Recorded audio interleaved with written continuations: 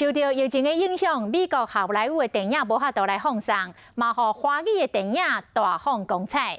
今年度上界强的华语的电影，就是这出《角头外传·浪流连》。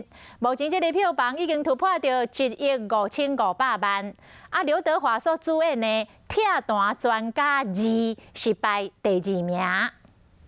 我真的过那么不开心的话，就过一般人的生活啊。 角头外传这出电影真正有够强，为贺岁片到今嘛是每港票房榜的第3名，总票房超过1.55亿，是今年上映电影的第1名。而且很感谢大家在疫情期间呢，还是很认真的支持我们角头。角头外传拍破头一集8,000万，加第2集的12700万，间接表示讲，今嘛正咧准备要拍影集加新电影。 角头的请影嘛，互外国媒体学录英国电影杂志《荧幕周刊》嘛特别做专题报道。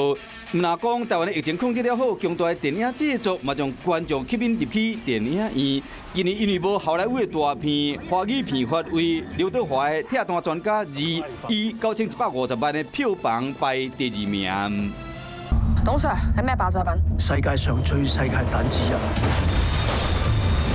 ，David Clark。 《跳弹专家》第2集伫台湾上映，票房远远超过第1集的1774万，第3名是7分，目前累积有5000万的票房。之外，还有第2个继承人。回答出来这样。张震搬一个感情买记者，被当作讲有可能去拼金马影帝。所来，还有我无谈迄场恋爱的叱咤风云，还有当男人恋爱的时，小马岛的电影《元老》和国片继续伫影坛发光发热。